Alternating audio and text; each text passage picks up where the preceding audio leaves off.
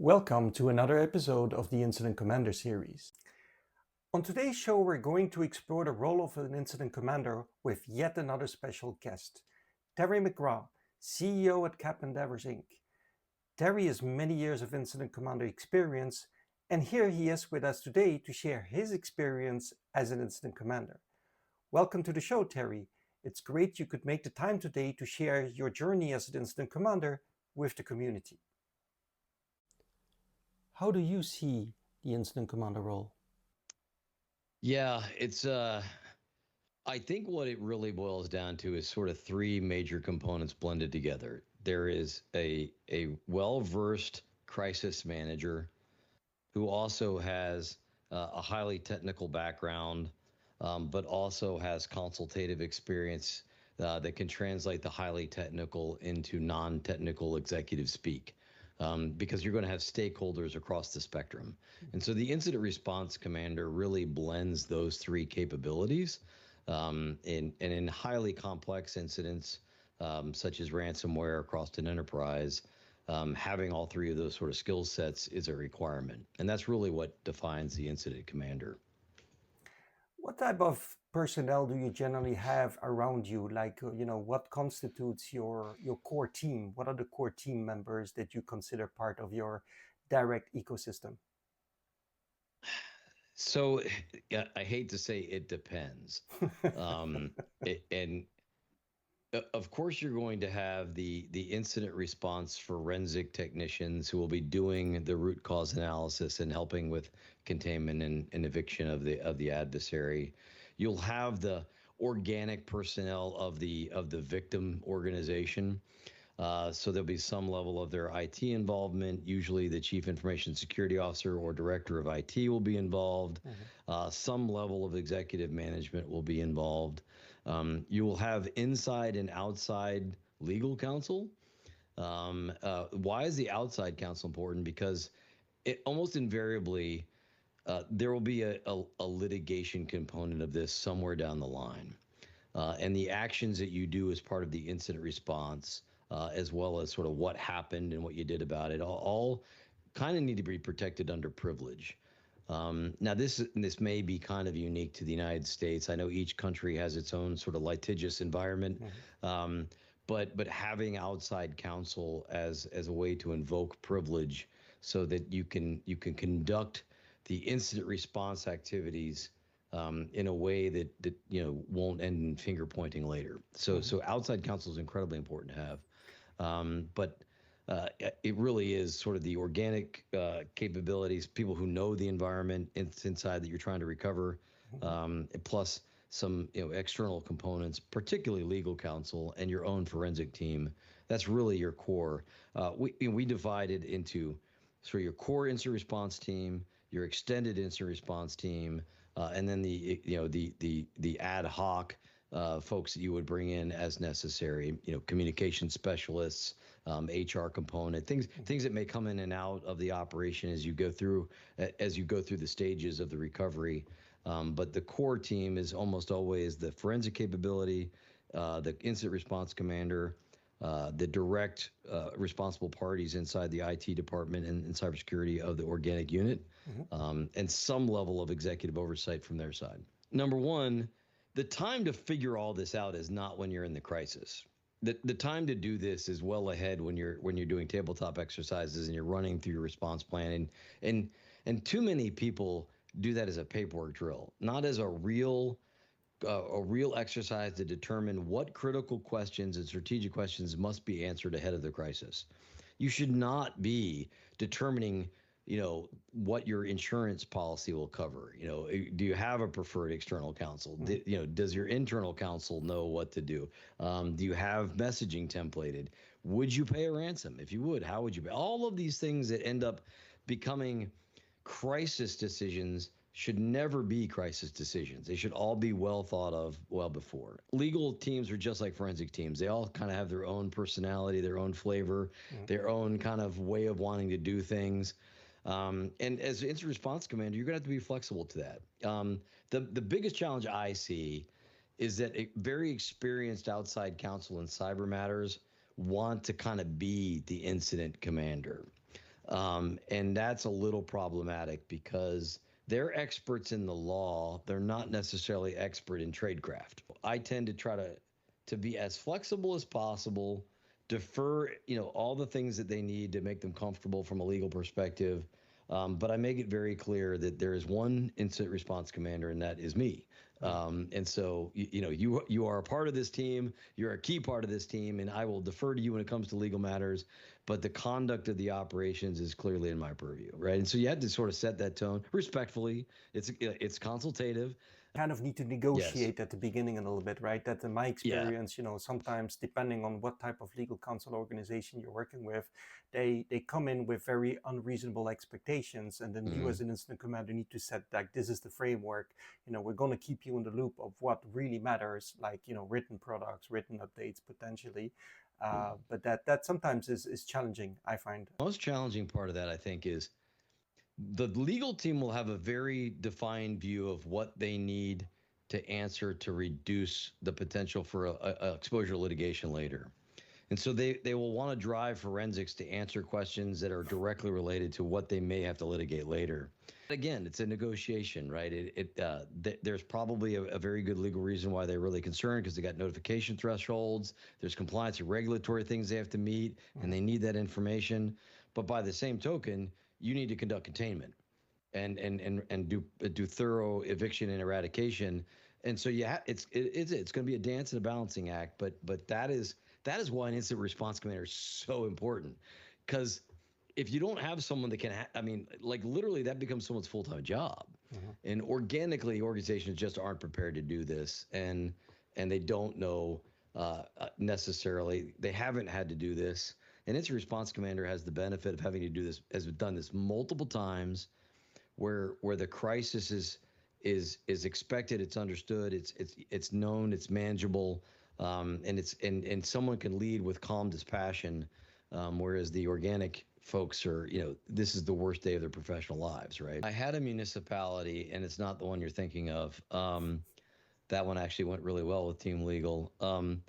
It started off very rough with team legal, because the municipality in the particular state I was operating in had very defined terms of notification to state officials, because this was a state organization, but it was so ambiguous as to make it really difficult to like determine where the threshold was met. And the lawyer that was brought in, exceptional lawyer, very, very well versed in how to do it, but also had very defined views of what was going to go on and when.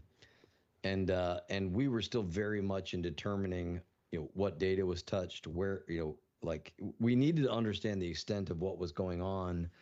And he was ultra focused on the compliance and regulatory environment and what we had to report to the state and why. And there was an initial conflict, because he's like, hey, look, I need to stop everything you're doing. You need to stop. You need to focus on this. And I'm like, time out, hero. Now it was very contentious for about 2 hours. And then after he realized I knew what I was doing and that I had a level of competence and my team had a level of competence, he felt less inclined to have to dictate the terms of what we were doing, and more inclined to sort of fill his role as buffer between reporting and compliance agencies and reducing litigation exposure, and letting me run the incident response. And it was a little contentious at first. Now, it turns out now we're very close. We didn't start off very close, but we ended up very close. Just because that, the stress of this over a long period of time tends to bond people together. In the commercial space, most of what we do is privileged, because it does get invoked under legal cyber matter. So, but the one I can talk about, because it was public, known, was the city of Atlanta. And city of Atlanta has so many lessons learned there. But their team legal, inside and outside, were very welcoming. They realized very quickly that we were bringing a level of experience and composure and crisis management that the team organically didn't have, and they leveraged us to help drive narratives and help drive responses and help drive, sort of their external stakeholder management. And they started very collaborative. Like right off the bat, they were very collaborative, and that was awesome. Leadership challenges. Let's talk about the reality. What is one of the most difficult parts of being an incident commander, especially when the pressure is on? It is almost always the personality of the leadership of the victim organization. Um, Not all leaders are cool under pressure. You can really tell the quality of leadership when the stakes are high and pressure's on. In fact, I wrote a white paper about this a while ago. It was called, I used the Kubler-Ross grief cycle. It just struck me, the more of these I did, um, everyone kind of handles grief differently, and the reason why it struck me is that the cycles and the stages of grief that we all kind of go through when something really traumatic happens, that like the death of a loved one, it's very similar to what happens in an instant response. It really is. You go through the anger, the denial, the bargaining, and finally get it to acceptance at the very end. And your job as the incident response commander is to get the leadership to acceptance as fast as possible. Like in human grief cycle, you want the person to get there on their own, to recognize the stages. But with a leader in a business, look, you need to get them through all the phases very quickly. Mm-hmm. And the hardest part of the job is when you get a very emotional leader, who is not the leader they think they are.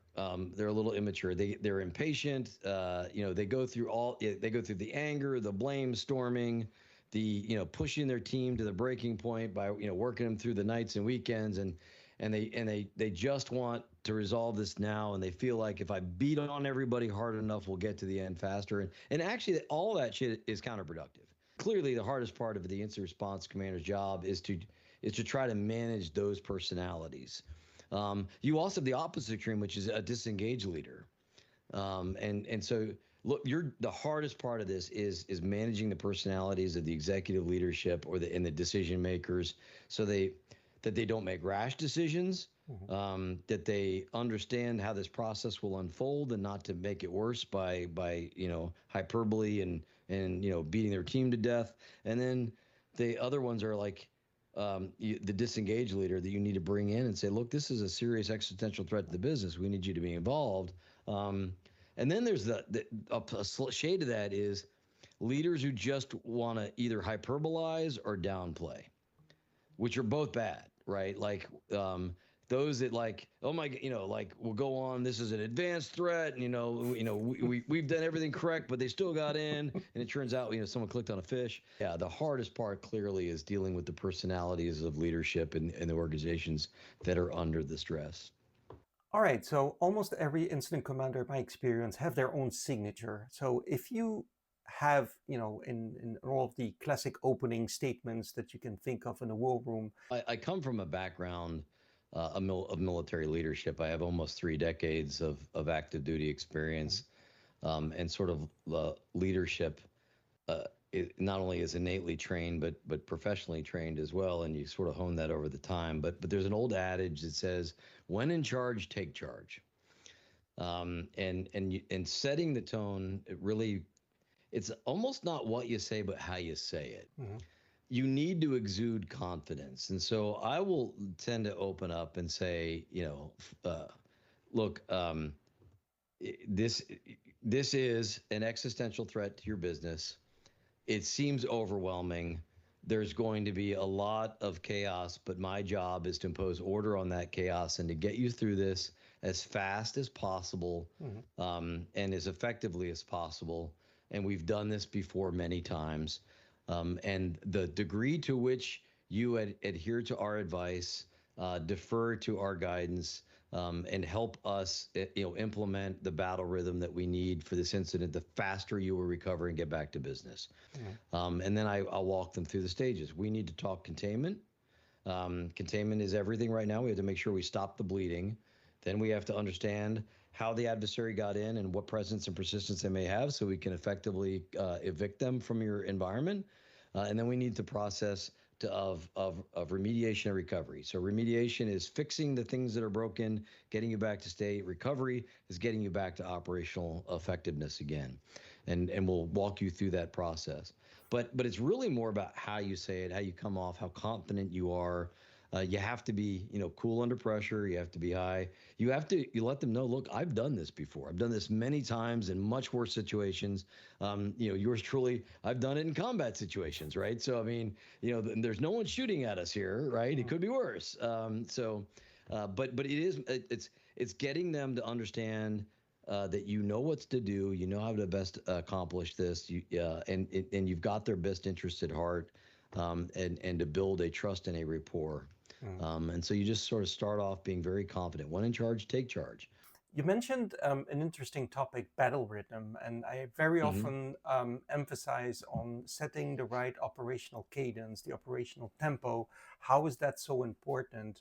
Are there any tips you would like to share with the community on how can you actually make sure that you don't get this unreasonable oversight? I mean, with the case of the city of Atlanta, obviously you had, almost blanket approval, so to speak, to proceed as you wished. At least from a incident command perspective. But are there any general tips that you can provide, people that are often in this situation where you've got leadership pressuring for being updated, getting an update on every hour almost? I start the battle rhythm at 3 times a day. There'll be one in the morning, one at midday, and one that wraps up in the evening. And that usually lasts the first, week to 10 days. 3 times a day. That way people feel informed. They feel the cadence of information is going well, and there's a summary of actions. But the reason why you impose that cadence is if the request for information will impede your ability to actually do anything. If you're constantly trying to give people information, you can't actually accomplish the containment. You can't accomplish the root cause analysis. You can't remediate, recover. And so you have to impose order to that chaos.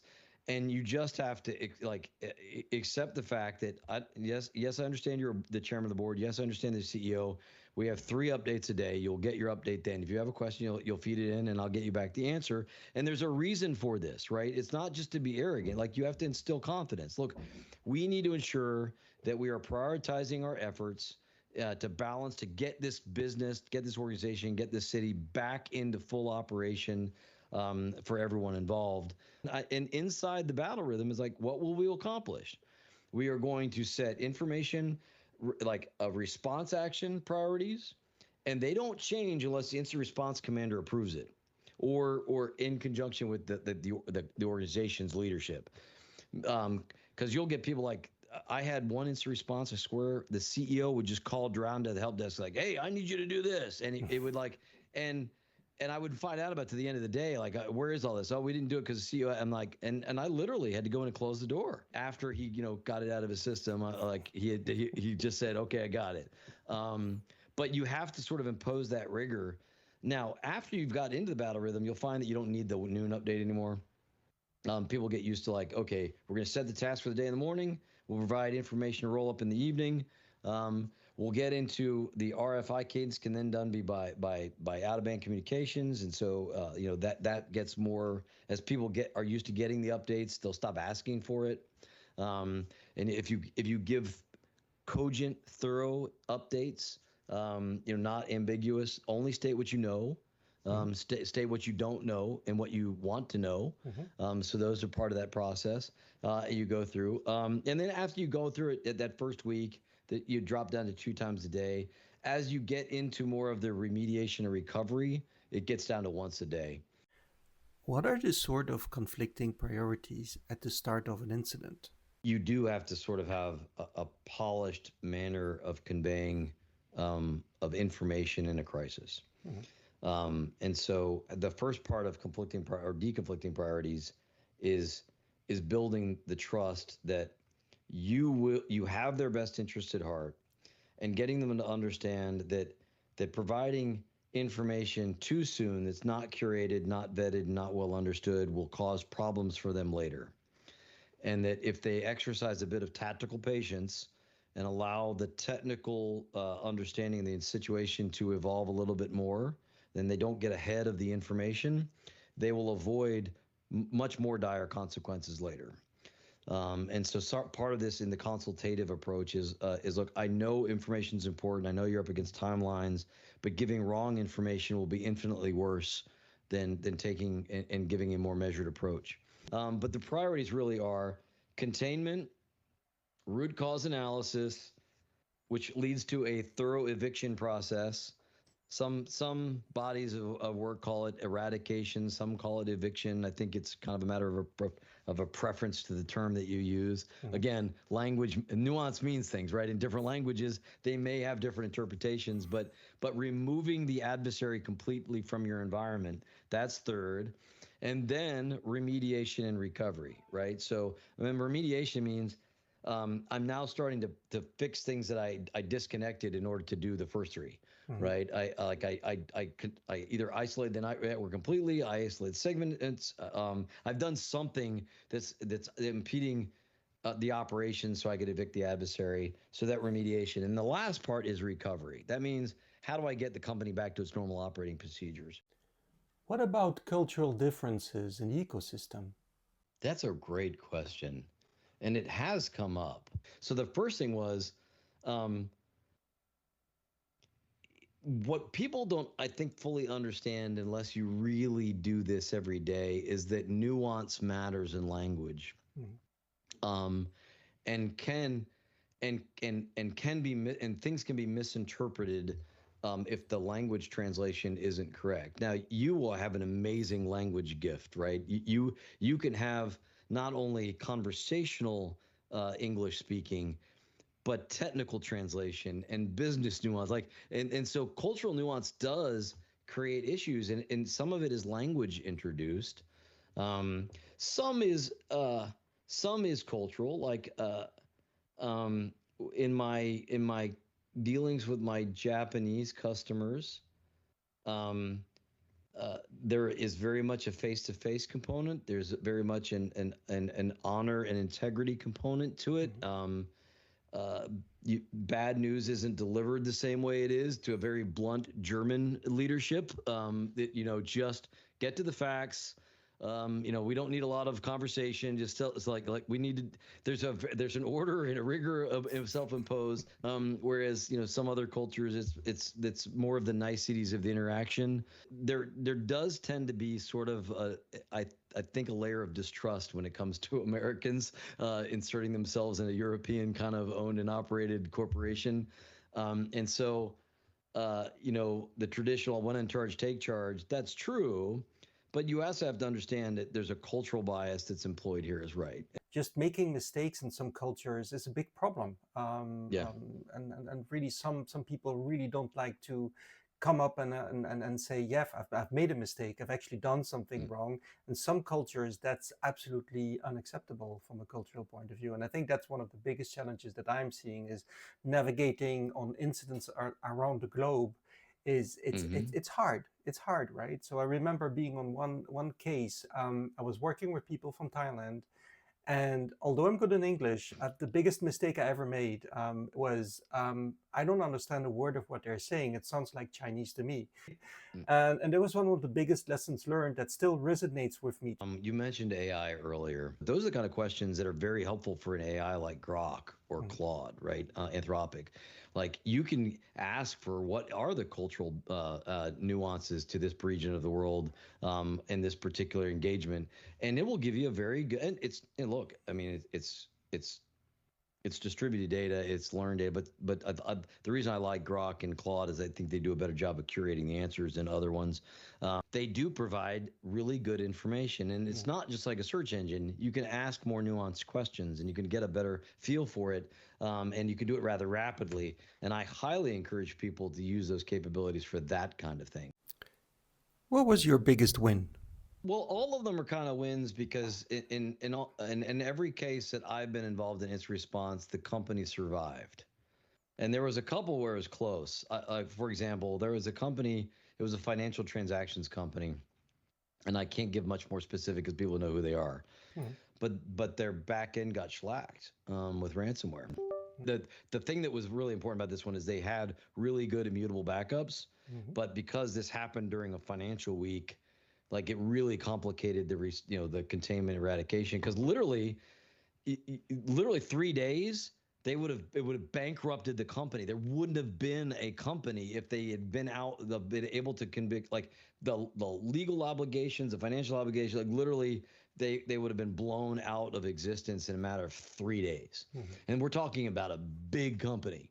And so at the end of the day, we made some very, very difficult, deliberate decisions about what not to do. Like we risked the adversary like going after the stuff that was still operating and like to re-engage because we had done containment in isolation, but we weren't sure we'd gotten full eviction. And but we had to make it to the weekend because we couldn't take this thing completely down because they would have been financially disastrous. And so we made decisions to fight through and just monitor, contain, mitigate until we could get to the weekend and shut it all down and blow it all away and bring it back from immutable backup. And that's what happened. And so that was a win. The other one I think I take a lot of pride in only because it was so bad was the city of Atlanta. I think people don't fully appreciate how crippling that was for the seventh largest U.S. municipality, the seventh largest city in the United States. And oh, by the way, the busiest airport in the world is the Atlanta airport. And so that was chaos. But we collectively, you and I and several others, imposed order to that chaos. We helped the city structure their response. We got the adversary out. We reconstituted their environment. We didn't do it alone, but we certainly were the linchpin to bring it all together and get it. I think it would have taken them twice as long if they ever really recovered if we hadn't been there. And I take great pride in the fact that the city deferred so much to us and let us do what we do best and gave us full faith. And I loved working with Keisha Lance Bottoms. I thought she was an amazing leader. She just exuded confidence under pressure, and she was just the right person at the right time to that crisis, right? And so she reciprocated what she gave us. And so I take great pride in that. I mean, it was difficult and it was painful, and we learned a lot of lessons. But at the end of the day, the city did come back. What is the hardest part? All the advice I'm giving that I give to executives about not over understating things, you as the incident response commander better be damn sure the information you're relaying is correct. And so you need to be technical enough to ask the right questions.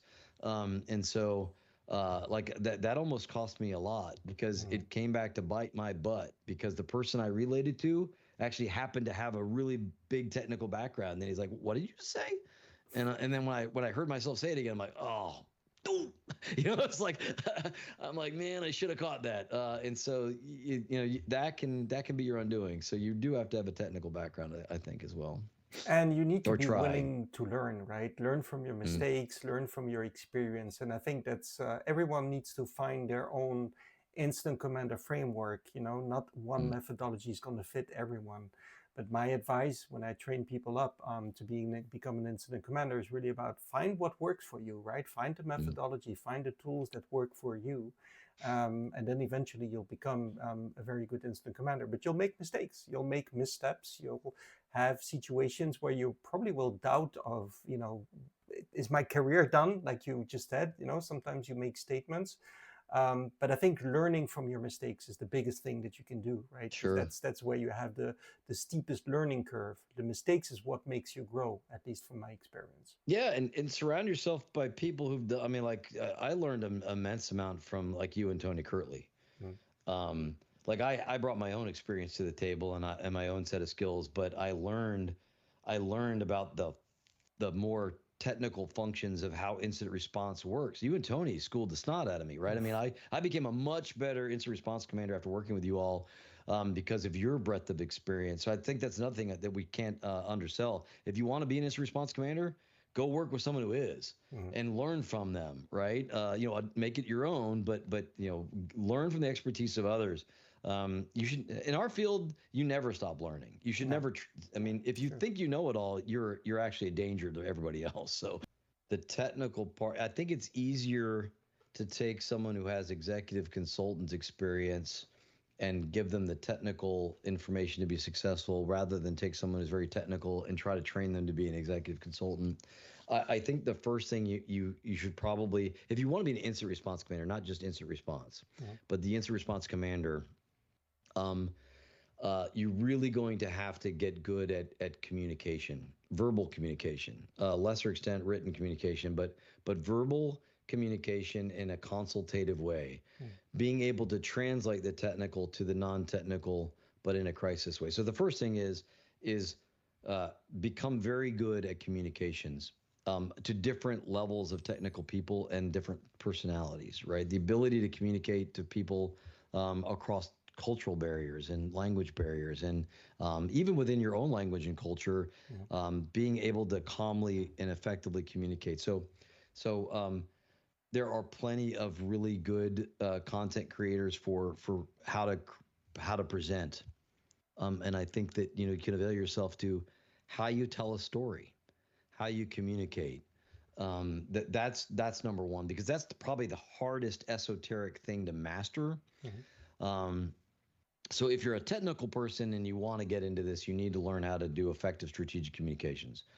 Conversely, if you are very good at the consultative piece, you are going to have to get very technical.